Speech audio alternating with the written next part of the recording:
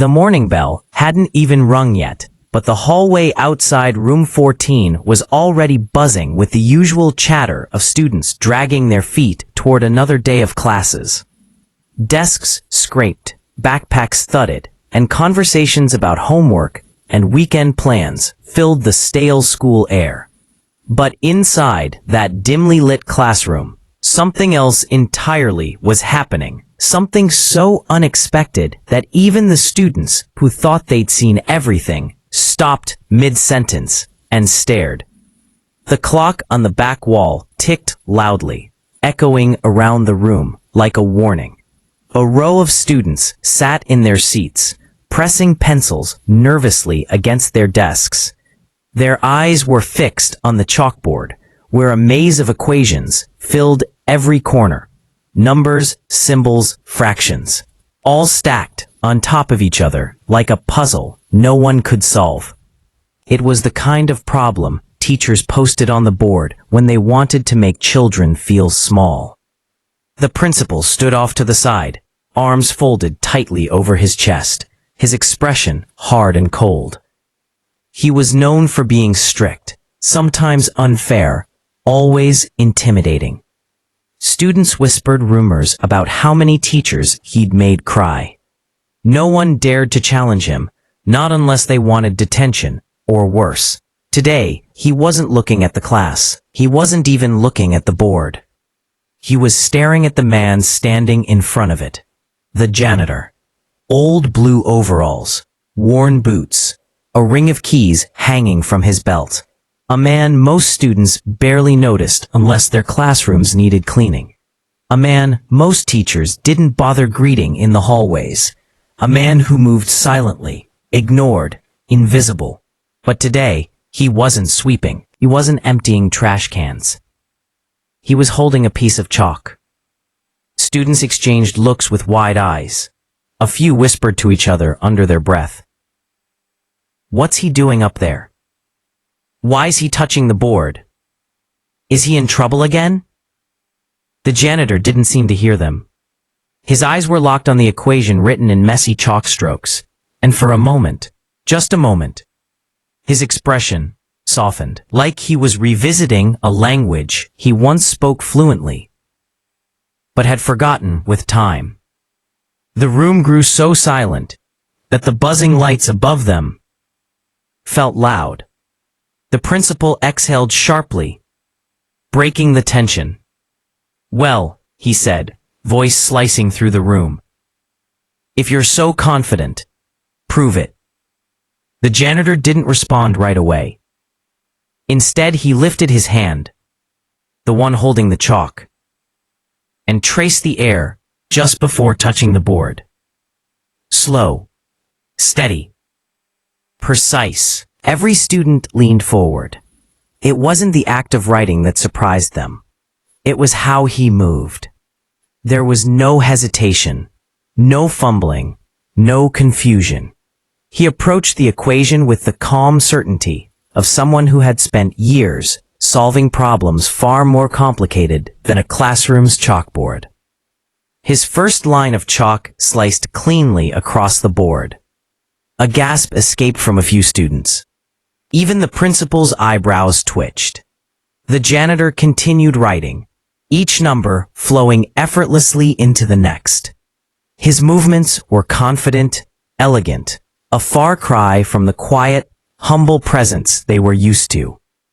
It was like they were watching someone else completely, someone with authority, someone with knowledge far beyond what the school thought he possessed. A boy in the back row slowly whispered, He actually knows what he's doing." Another boy elbowed his friend. "Dude, he's writing faster than Mr. Collins does." The principal shifted, a flicker of something, anger, surprise, crossing his face. "This is ridiculous," he muttered, though not loud enough for the janitor to hear. But the students heard, and for once, no one agreed with him. The janitor didn't stop. His hand moved like it remembered the rhythm of a world he no longer lived in. His shoulders rolled back. His expression grew sharper, more focused. Piece by piece, the impossible equation began to take shape, transforming from chaos to clarity. He stepped back, only for a moment, studying his work with quiet intensity. You could feel the shift in the room, like everyone was holding their breath, waiting.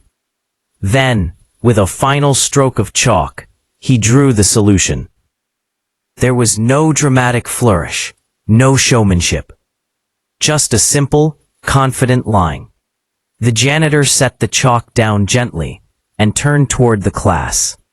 The students stared at him like they were seeing him for the first time. Not as a janitor, but as someone extraordinary. One girl whispered under her breath, "There's no way he got it right." Another student, braver than the rest, raised a hand and asked timidly, "Sir, how did you do that?" But before the janitor could speak, the principal stepped forward, jaw clenched. "That's enough," he snapped. "Get away from the board." His voice was sharp, but beneath it, beneath the authority, there was something else. Fear. He walked toward the board, pretending to inspect the solution. But his eyes widened just slightly, barely visible unless someone was watching closely. Because the janitor's answer wasn't just correct. It was elegant, precise, perfect. The principal swallowed hard, then quickly hid his reaction. "This doesn't prove anything," he said coldly. "Even a broken clock is right twice a day." The janitor didn't reply. He simply stood there, calm as ever, hands clasped loosely in front of him. But his silence wasn't submission. It was confidence. A quiet, unshakable confidence that made even the students sit up straighter. For the first time, the room felt different, like the balance of power had shifted. Even just slightly. Students looked from the principal to the janitor, and something unspoken passed through them. Respect and curiosity. The principal, uncomfortable with the attention, tried to regain control. "Class dismissed," he muttered. "Everyone out." Chairs scraped. Backpacks zipped. Students filed out, but not before giving the janitor one last glance, this time with admiration instead of indifference. As the last student left the room, the janitor remained standing, staring quietly at the board. Chalk dust settled at his feet. The principal shut the door behind them, but the tension didn't leave with the students. It only grew stronger. The hallway outside the classroom emptied quickly, leaving only faint echoes of student chatter fading into the distance. Inside room 14, the air felt different, charged, unsettled. The principal stood near the door, with his hands still gripping the knob, knuckles white, as if he wasn't sure whether he wanted to stay or bolt from the room entirely. The janitor didn't move. He stood there quietly, eyes still on the equation he had solved, as if lost in a memory only he could see. The silence stretched, thick and uncomfortable.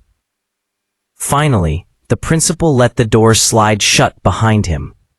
His voice was sharp, quieter, but cold. "I don't know what game you're trying to play," he said, stepping closer. "But this stunt of yours ends right now." The janitor turned slowly, not out of fear, but out of patience. Anyone watching closely would have noticed the shift. His shoulders squared, his posture straightened, and the simple presence he carried suddenly felt different. He didn't look like a janitor anymore. He looked like someone who had once commanded rooms far larger and far more important than a classroom. But he didn't speak. The principal hated that. "Don't stare at me like you know more than you should," he snapped. "You clean floors. You don't teach. You don't solve advanced mathematics. You don't—" He paused, his voice cracking just the slightest bit. "You don't belong at the front of a classroom." The janitor breathed in quietly, steady and calm. For a moment, it looked like he might respond, but instead he bent down to pick up the chalk he had set aside earlier. He tucked it neatly back on the ledge below the chalkboard. Even this small gesture irritated the principal. "Stop ignoring me," he barked. The janitor finally lifted his eyes, meeting the principal's glare with a level calm that felt almost unnerving. There was no fear, no apology, just quiet confidence. A confidence that threatened the principal more than any answer could. Footsteps echoed in the hallway, again, lighter, hurried. A student peeked back into the room, eyes wide with excitement. "Sir," the boy gasped, "the whole school is talking about what you did." The principal spun toward him. "Get out! But, out!" The boy stumbled backward and disappeared, the echo of his footsteps trailing off. The principal pinched the bridge of his nose, furious. "You've caused enough trouble for one day," he said through clenched teeth. "The students don't need someone like you confusing them." He walked toward the board again, jabbing a finger at the solution. "You expect me to believe you understood all this? Where would someone like you learn?" The janitor finally spoke. His voice was soft, low, controlled, but each word hit like a weight. "Stop talking to me like I'm beneath you." The principal froze. It wasn't the volume. It was the certainty. It was the first time anyone had heard the janitor speak with such authority.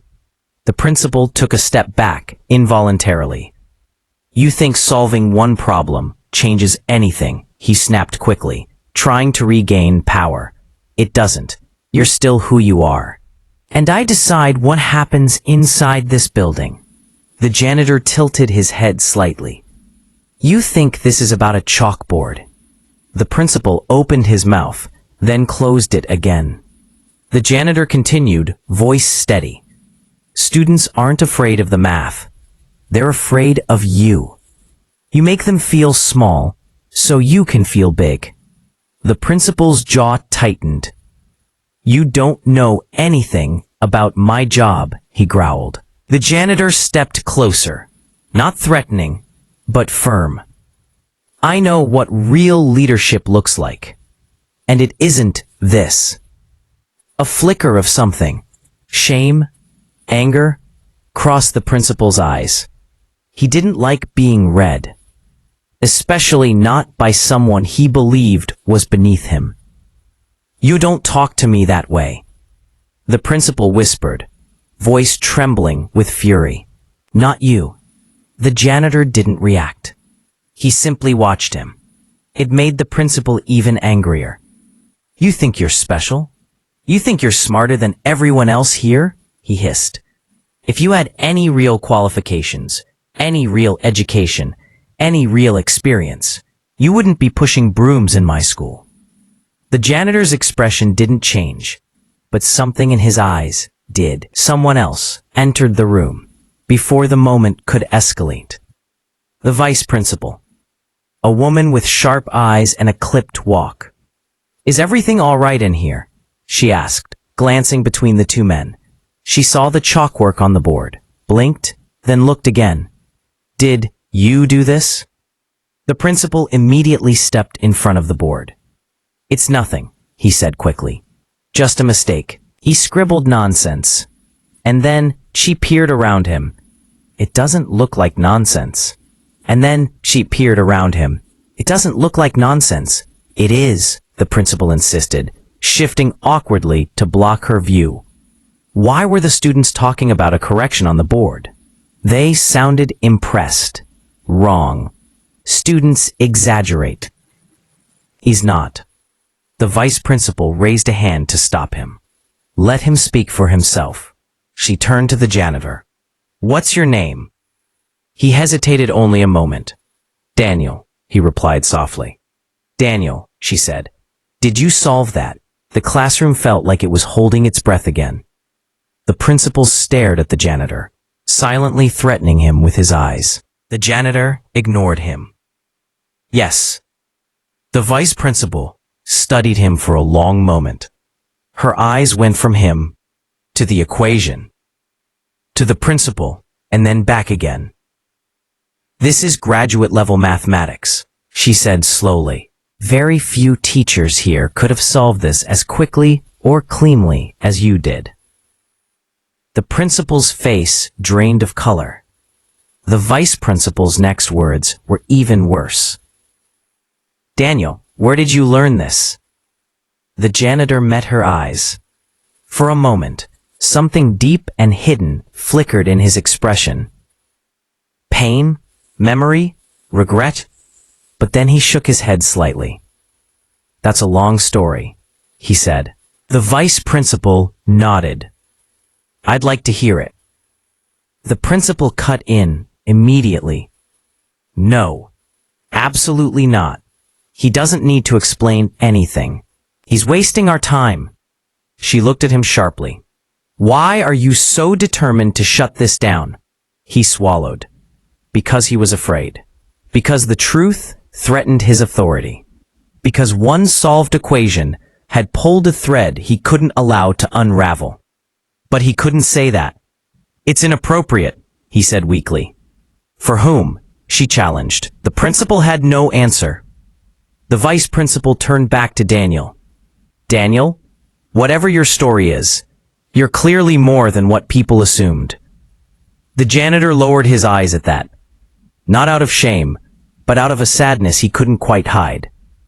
Because she was right, and the last thing he wanted was for anyone to know just how right she was. The vice principal waited for Daniel's response, but he didn't lift his head. His silence wasn't stubborn, it was protective. Like he was guarding something heavy. Something that didn't belong in the middle of a classroom with peeling paint and rows of desks filled with curious eyes.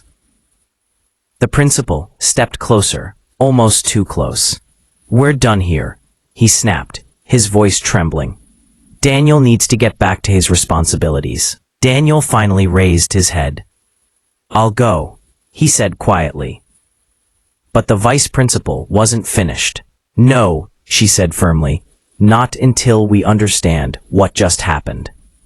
She turned to Daniel again, softening her voice. "Please, tell me how you solved this." Daniel held her gaze, searching for something. Maybe trust, maybe patience. Then he looked away again. "It's just numbers," he murmured. "No," she replied. "It's not." The principal scoffed loudly. "This is ridiculous. He's manipulating you. He probably memorized the solution." "Memorized what?" the vice principal asked sharply. "You erased the teacher's solution, didn't you?" The principal stiffened. "It was incorrect," he argued. But the vice principal's doubt was growing fast. "You erased it," she repeated, "so no one would see how wrong it was." And how right he was. Daniel blinked, surprised that someone had actually noticed. The principal's face flushed bright red. "You have no idea what you're talking about." The vice principal stepped around him, brushing past his shoulder as she approached the chalkboard. She looked closely at the equations, her brow furrowed, eyes narrowing with recognition. "This isn't just correct," she said. "It's elegant, clean, efficient. Whoever solved this has been doing advanced mathematics for a long time." Her gaze shifted back to Daniel. "Who are you?" Daniel's jaw tightened. "I told you," he whispered. "Just a janitor." But even as he said it, even as he forced the words out, everyone in the room felt the weight of the lie. A janitor didn't solve equations that had stumped half the school's staff. A janitor didn't stand with the posture of a man who used to command lecture halls. A janitor didn't carry quiet intelligence like a flame he kept hidden because the world had once burned him for it. The students exchanged glances, their whispers soft but electric. He really solved it. But how? Is he a professor? Why would he be a janitor? The principal heard every whisper. And every whisper chipped away at his power. "We're leaving," he barked. "All of you, out!" Now. But the vice principal raised a hand. No one moves. The command was calm, but absolute. The principal froze. The vice principal continued softly. Daniel, why are you here, in this job, at this school? Daniel looked up at her. And for the first time, something in his eyes cracked. A fracture in the wall he had built around himself. I made mistakes, he said quietly. Everyone does, she replied. Daniel shook his head slowly. Not like mine. The words hung in the air like smoke. Before she could speak again, the classroom door creaked open. The math teacher, Mr. Collins, stepped inside, his face flushed, breathing fast, as if he'd run across campus. I heard the students talking, he said breathlessly. Something about the equation being solved. He walked toward the board, pushing past the principal without a glance. He froze mid-step. His eyes widened. Who did this? He whispered. The principal jumped in. No one. It's wrong. Mr. Collins cut him off without hesitation. No, it's perfect. His gaze snapped toward Daniel in disbelief. You solved this? Daniel didn't answer. Mr. Collins stepped forward, almost urgently. This is research-level mathematics. I've been working on this particular structure for months. And you, he pointed at Daniel, you not only solved it, you simplified it cleanly. He exhaled in awe. This isn't something you attempt unless you've been studying functional analysis for years. The students gasped. The vice principal's eyebrows raised. The principal took a shaky step backward. Daniel's face hardened with regret. Mr. Collins spoke again, voice full of stunned admiration. Where did you learn mathematics like this? Daniel's silence returned. But this time, silence wasn't enough. Tell us, Mr. Collins urged. Please. Daniel closed his eyes for a moment, as if the memories physically hurt. When he opened them again, his voice was quieter than ever. I used to teach. The room exploded with whispers. What? He was a teacher? No way, a math professor? The principal's eyes widened in horror. It was the one truth he hoped would never surface. But Daniel wasn't finished. I used to teach at a university, he continued softly. A long time ago. Mr. Collins stared at him, stunned. What happened? He asked gently. Daniel swallowed hard. His hands trembled slightly at his sides. I lost everything, he said. The principal stepped in quickly. Because he was irresponsible, he's leaving out the part where Daniel cut him off without raising his voice. I trusted people I shouldn't have. The vice principal leaned forward, voice steady. And they blamed you? Daniel nodded once. And they took your career. Daniel looked at the floor. They took more than that. Silence. Heavy. Crushing. Human. The students didn't whisper anymore. They just watched. The principal stepped forward again, desperate to regain control. This is all irrelevant. He still doesn't belong in a classroom. The vice principal turned sharply. Or maybe he belongs here, more than any of us realized. The principal's mouth opened, but no sound came out. Because deep down, even if he would never admit it, he knew she was right. Collins stepped closer to Daniel and spoke with quiet sincerity. If you want a place here, if you want a chance, we could use someone like you.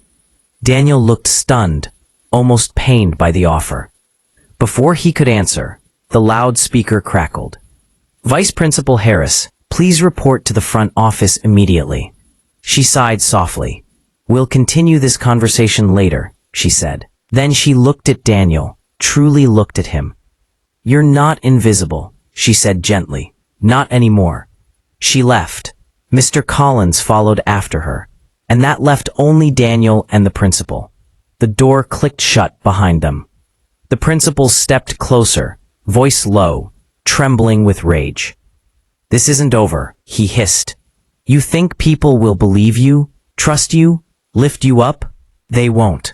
They never do. Men like you," he shook his head slowly, "always get knocked back down." Daniel didn't flinch. He simply sighed. "I'm not afraid of you."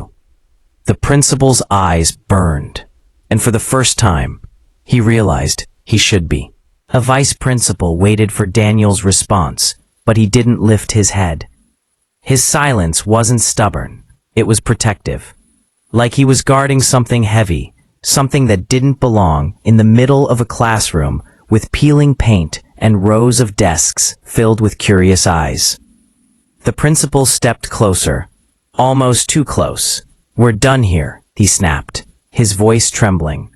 "Daniel needs to get back to his responsibilities." Daniel finally raised his head. "I'll go," he said quietly. But the vice principal wasn't finished. "No," she said firmly. "Not until we understand what just happened." She turned to Daniel again, softening her voice. "Please, tell me how you solved this." Daniel held her gaze, searching for something. Maybe trust, maybe patience. Then he looked away again. "It's just numbers," he murmured. "No," she replied. "It's not." The principal scoffed loudly. "This is ridiculous. He's manipulating you." He probably memorized the solution. "Memorized what?" the vice principal asked sharply. "You erased the teacher's solution, didn't you?" The principal stiffened. "It was incorrect," he argued. But the vice principal's doubt was growing fast. "You erased it," she repeated, "so no one would see how wrong it was." And how right he was. Daniel blinked, surprised that someone had actually noticed. The principal's face flushed bright red. "You have no idea what you're talking about." The vice principal stepped around him, brushing past his shoulder as she approached the chalkboard. She looked closely at the equations, her brow furrowed, eyes narrowing with recognition. "This isn't just correct," she said. "It's elegant, clean, efficient. Whoever solved this has been doing advanced mathematics for a long time." Her gaze shifted back to Daniel. "Who are you?" "Just a janitor." But even as he said it, even as he forced the words out, everyone in the room felt the weight of the lie. A janitor didn't solve equations that had stumped half the school's staff. A janitor didn't stand with the posture of a man who used to command lecture halls. A janitor didn't carry quiet intelligence like a flame he kept hidden because the world had once burned him for it. The students exchanged glances, their whispers soft but electric. "He really solved it, but how? Is he a professor? Why would he be a janitor?" The principal heard every whisper, and every whisper chipped away at his power. "We're leaving," he barked. "All of you, out, now." But the vice principal raised a hand. "No one moves." The command was calm, but absolute. The principal froze. The vice principal continued softly. "Daniel, why are you here, in this job, at this school?" Daniel looked up at her, and for the first time, something in his eyes cracked, a fracture in the wall he had built around himself. "I made mistakes," he said quietly. "Everyone does," she replied. Daniel shook his head slowly. "Not like mine." The words hung in the air like smoke. Before she could speak again, the classroom door creaked open. The math teacher, Mr. Collins, stepped inside, his face flushed, breathing fast, as if he'd run across campus. "I heard the students talking," he said breathlessly. "Something about the equation being solved." He walked toward the board, pushing past the principal without a glance. He froze mid-step. His eyes widened. Who did this?" he whispered.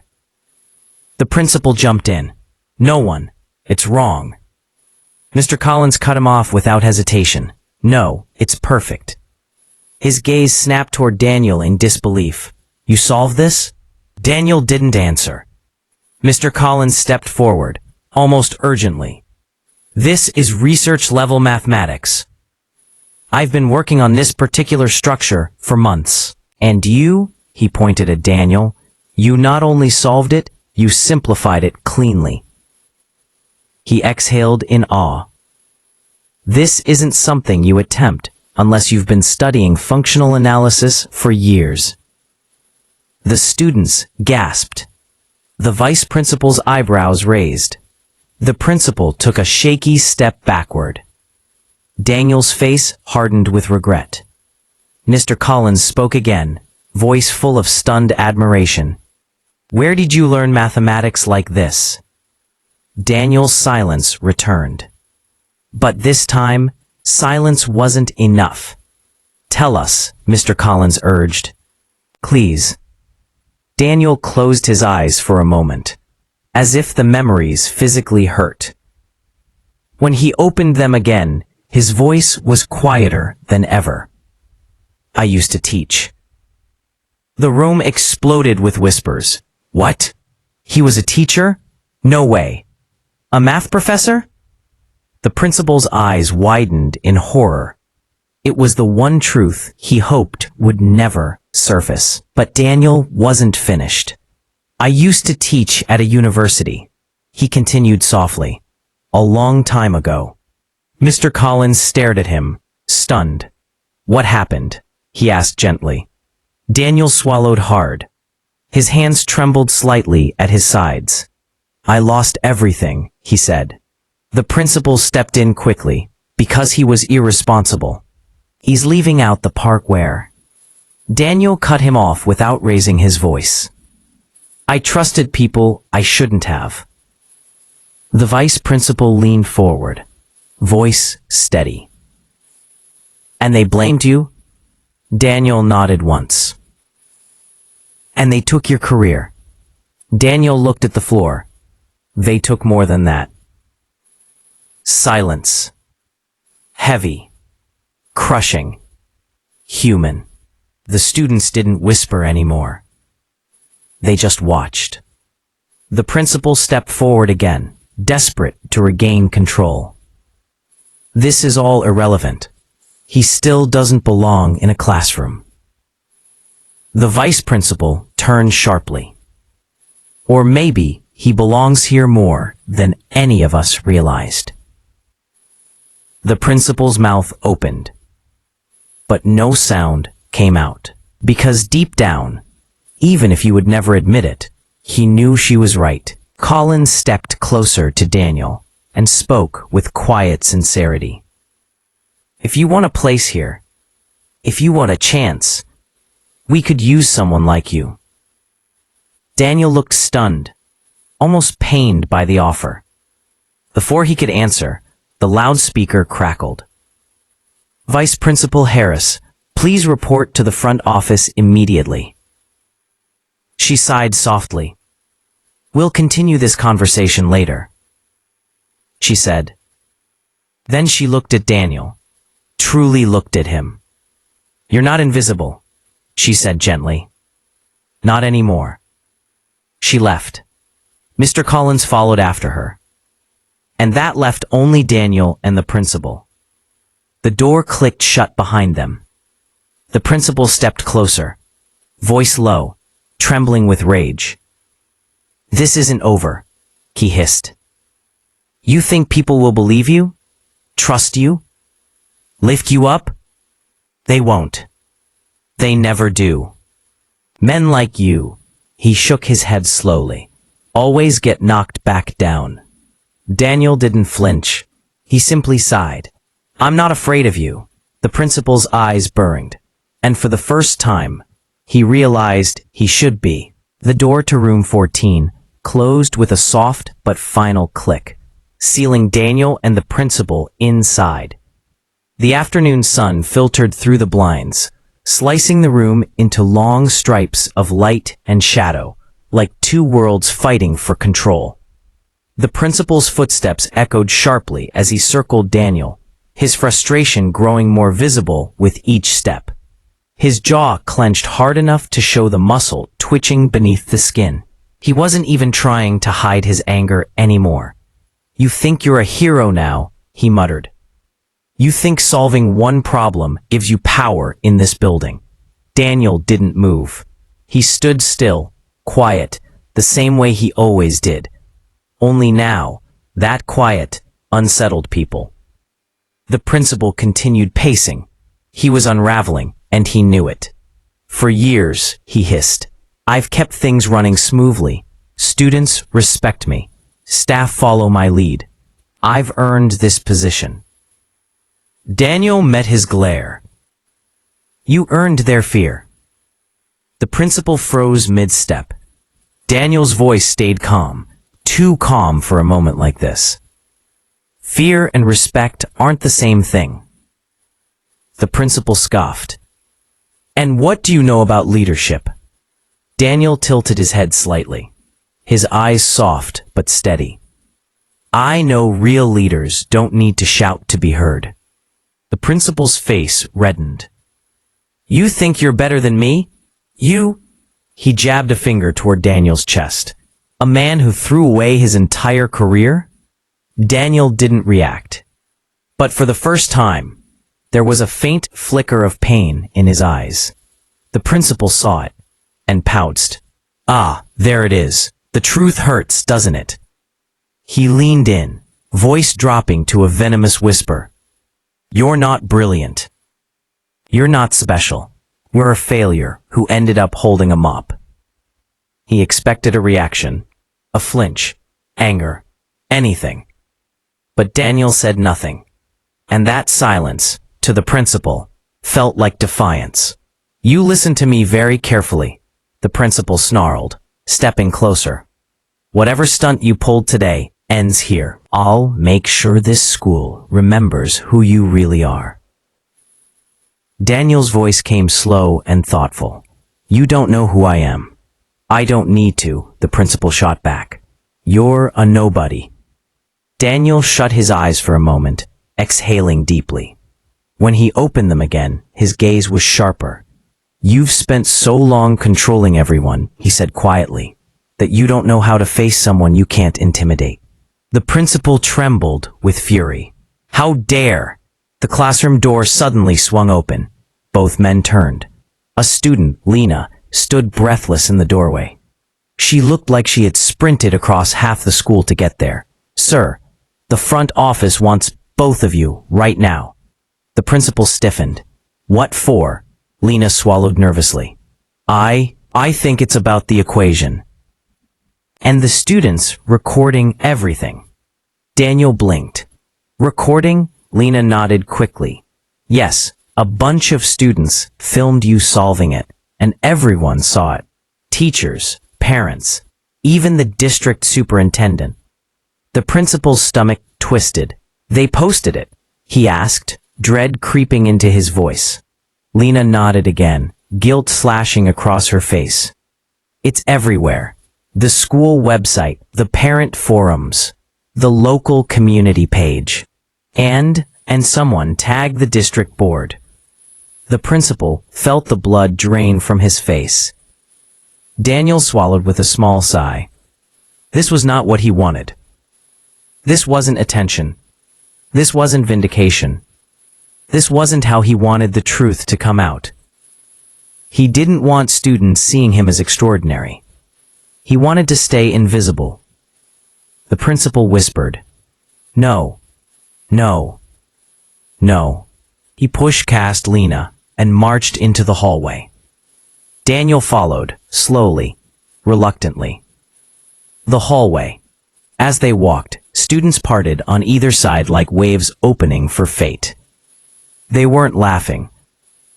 They weren't whispering behind hands. They weren't mocking. They were staring with awe. Awe for the man they had overlooked.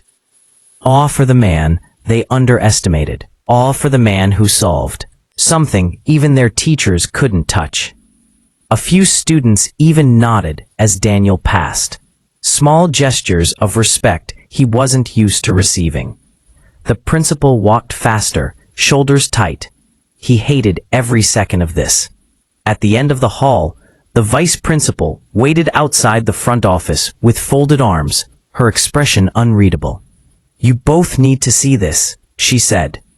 She ushered them inside. "Good afternoon." Inside the front office, the superintendent was on a video call, projected on a large monitor. Her face filled the screen. Serious, attentive, professional. Staff members gathered around nervously. The superintendent spoke calmly. "Good afternoon.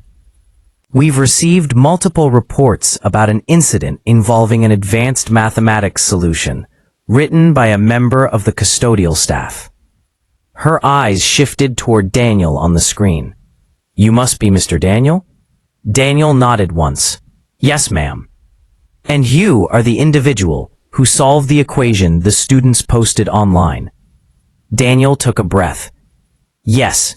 The principal cut in immediately. "He got lucky, that's all." The superintendent raised a hand to silence him. She turned back to Daniel. "Would you mind explaining your background? Off the record. For clarity." Daniel hesitated. He didn't want to relive the past. He didn't want to talk about the career he lost, the betrayal, the pain. But he also knew the truth always surfaces when it's needed. "I taught mathematics for nearly 10 years, he said softly. "At a university." A murmur rippled through the office.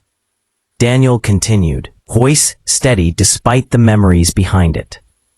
"I published research, mentored students, loved my work." He glanced down. "And then I made the mistake of trusting colleagues who didn't have my best interests at heart." The superintendent listened carefully. "There were accusations," Daniel continued. "False ones. But the damage was done before anyone cared to investigate properly." He breathed out slowly. "I was forced to resign. My reputation collapsed. No school would hire me again." The office filled with heavy silence. "I took whatever job I could find," he finished, "and ended up here." The superintendent closed her eyes briefly, absorbing the weight of his story. Then she spoke. "Mr. Daniel, regardless of the past, what you demonstrated today is remarkable and valuable. This district has a shortage of qualified math instructors." The principal's head snapped toward the screen. "No," he blurted. "This isn't. He's not." "Enough," the superintendent said sharply. She turned back to Daniel. "If you're willing, we'd like to interview you formally. You may have a place here, not as a janitor, but as staff who can actually teach." The office erupted in astonished whispers. Daniel blinked. "You don't need to say anything yet," she replied. "Just know the opportunity is real." The vice principal smiled softly. "You deserve this." The principal looked sick, trapped between fear and rage. Daniel exhaled, overwhelmed. For the first time in years, someone believed in him. And that might change everything. The superintendent's image faded from the monitor, leaving the room draped in an uneasy quiet. Staff members began whispering among themselves, unable to hide their surprise. The vice principal stood tall, her eyes full of quiet encouragement. But the principal, he looked like someone who just watched his authority slip through his fingers. Daniel stood in the middle of the office, unsure whether to breathe or hold his breath. The offer, the possibility, the sense of being seen again after years of invisibility. It was overwhelming, almost surreal. He didn't smile, he didn't celebrate, not yet. Because something about the principal's expression told him this wasn't over. Not even close. The principal brushed past a secretary's desk. forcing a thin smile that stretched too far across his face. "Well," he said stiffly, "that was unexpected." The vice principal turned toward him. "Unexpected doesn't mean unwelcome." His fake smile twitched. "I didn't say it was unwelcome," he muttered, though everyone could tell he meant exactly that. Daniel felt eyes on him from every corner of the office. Curious, confused, excited. He didn't blame them. People love a good surprise, especially when it upends everything they thought they knew. The vice principal approached him. "Daniel," she said gently, "you don't need to decide anything right now. The superintendent will contact you directly." Daniel nodded, still processing. "Thank you," he said softly. But before she could say anything else, the principal cut in. "Yes, thank you, Daniel," he said loudly, exaggerating the politeness. "Why don't you head back to your regular duties now? We have this handled." The words were drenched in dismissiveness. "That's unnecessary." "No," she said firmly. "It's appropriate." The principal opened his mouth, but the look she gave him shut him down instantly. Everyone in the office felt the shift. A small, quiet victory. Not loud, but powerful. Daniel nodded gratefully. "I'll head home then." He turned to leave, but the principal wasn't done with him yet. The confrontation in the hallway. As soon as Daniel stepped into the hallway, the principal followed, his steps quick and stiff. He closed the office door behind them, blocking out the murmurs. "Stop right there," he commanded. Daniel paused, but didn't turn around. A storm of bitterness radiated off the principal. "You think today changed anything?" he spat. "You think one solved problem and a pity interview wipes away your past?" Daniel remained still.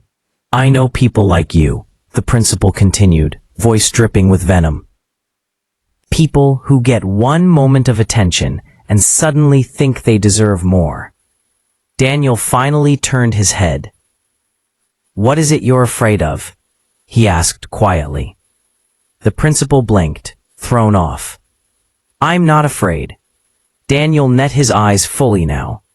"Yes, you are, and you have been since the moment those students started talking." The principal scoffed. "You're delusional." Daniel tilted his head. "Am I? Then why did you erase the teacher's solution before anyone could see your mistake? Why did you panic when the students filmed me? Why are you following me now, instead of focusing on your job?" The principal's face burned red. "You don't belong here," he hissed. "You don't deserve the opportunity she just dangled in front of you. You're a janitor because that's all you're meant to be." Daniel took a step closer, not threatening, just steady. "People aren't defined by where they stand," he said softly. "They're defined by what they overcome." The principal shook his head. "You think the district will hire you? They won't, and I'll make sure of it." There it was, the truth beneath all the anger, fear, jealousy, control, slipping through his fingers. Daniel didn't raise his voice. "Trying to sabotage me won't fix your insecurities." The principal flinched. "Watch how you talk to me." But Daniel had endured far worse men than him. "I'm not your student," he said, "and I'm not your subordinate." The principal stepped closer, his voice dropping to a dangerous whisper. "You have no idea who I know, what I can do. I'll pull your file. I'll show the district exactly why you were fired, and they'll drop you faster than you can blink." Daniel's breath stilled. He hadn't forgotten the file. He hadn't forgotten the accusations. False, but damaging enough to ruin his life. The principal smirked, sensing the shift. There it is, the look of someone who knows he's beat. Daniel inhaled deeply, regaining his composure. "You're threatened. That's why you're doing this." "I'm protecting my school," the principal snapped. "No," Daniel said quietly. "You're protecting your ego." The principal's face twisted. "You're done here. After today, I'll make sure of it. Daniel stared at him, surprisingly calm. Do what you think you must, but the truth always comes out. He turned and walked away. The principal remained frozen, his breath shaking with rage. Outside the school, Daniel stepped into the afternoon breeze, the sun warm against his face. Students watched him from a distance, some curious, some impressed, some whispering in excitement. But Daniel wasn't thinking about them. His heart was heavy, heavy with memory, heavy with fear, heavy with the reality that someone now threatened to rip open the past he'd tried so hard to bury. He walked slowly toward the parking lot. As he reached the sidewalk, he heard a voice behind him. Daniel? He turned. It was the vice principal. Her expression was gentle, but serious. I saw him follow you, she said. Are you okay? Daniel swallowed. He's not happy. That much is obvious, she said softly. But you don't deserve what he said to you, and whatever he's planning, we won't let him hurt you again. Daniel looked at her with faint gratitude. You don't even know my story, he murmured. She shook her head. I don't need the whole story to know when someone deserves fairness. Daniel's shoulders softened. She continued, that job he's threatening, the chance you were offered, it's real, and you're not facing it alone. Something inside him, something buried under years of pain, shifted. Not healed, not fixed, but awakened. Thank you, he whispered. Go home, she said softly. Rest. We'll handle things here. Daniel nodded and walked toward the street. For the first time in a very long time, he allowed himself to hope. The next morning came wrapped in a gray sky and a restless wind. Daniel didn't sleep much. Every time he closed his eyes, the principal's words replayed, threatening, venomous, determined to drag him backward into a past he never wanted to relive. He stood at his kitchen counter, hands wrapped around a mug of warm coffee, staring blankly at the quiet street outside. Birds hopped along the sidewalk. A neighbor walked her dog. Everything looked normal, peaceful. But peace never lasted long in his life. His phone buzzed. Daniel looked down, expecting the district office, or maybe the vice principal, checking on him. But instead, the name on the screen made his whole body go cold. It was the university that fired him all those years ago. His breath caught. He stared at the notification. Request for records release. His hand shook. The principal wasn't bluffing. He had already dug into Daniel's past. He had reached out to the people who had ruined him. He was trying, desperately, to break him again. Daniel closed his eyes, feeling the familiar ache in his chest. The ache of betrayal. The ache of being powerless against systems bigger than him. But then another notification popped up. Vice Principal Harris, call me ASAP. Daniel exhaled shakily. Maybe he wasn't completely alone. He grabbed his jacket and left the house. Back at the school, the air inside the building felt heavy. Tense in a way Daniel recognized too well. The kind of tension that builds when people sense something big is happening, but can't yet name it. Students whispered in clusters. Teachers glanced nervously toward the main office. Staff walked faster, kept quieter, watched more carefully. Something was brewing. Daniel pushed open the office door. The secretary looked up, startled. She's waiting in conference room 3, she whispered, as if afraid someone would overhear. Nodded and walked down the hallway. With every step, memories tugged at him. Memories of his old life, of hours spent in faculty meetings, of students who once respected him, of colleagues who once smiled in his direction. Before turning their backs, he tightened his jaw, and opened the door to the conference room. The vice principal sat at the table, a stack of papers spread in front of her. Her expression was troubled but relieved when she saw him. "Daniel," she said, standing, "I'm glad you came." Daniel shut the door softly behind him. "What happened?" She gestured for him to sit. "I'm going to be transparent," she said. "The principal is trying to end your job here." Daniel didn't react. He expected it. "He filed a report to the district early this morning." She continued, pushing a paper toward him. "He sent them your old case file." Daniel stiffened. Of all the things he feared, someone dragging that file out again was at the top of the list. It wasn't the truth inside it that scared him. It was the lies, the assumptions, the bias, the way people had believed the worst about him without ever asking him to his face. "What did the district say?" he asked quietly. "We don't know yet," she replied. "But the superintendent called me 15 minutes ago. She's concerned that the principal's actions might be retaliatory." Daniel blinked. Retaliatory. For the first time in a long time, someone had used the right word. The vice principal leaned forward. "You need to understand something important. He's not attacking your past because he believes it. He's attacking it because your future scares him." Daniel looked away, absorbing her words. "He's afraid of losing power," she continued, "afraid of losing control. And most of all, afraid of being exposed for how he's treated people for years." Daniel lowered his eyes, and I walked right into his line of fire. "No," she said firmly. "He aimed the fire at you. There's a difference." A silence settled between them.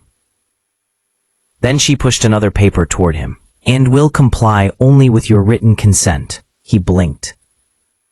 "Additionally, we note that you left our institution without any confirmed wrongdoing. We apologize for any hardship caused during your departure."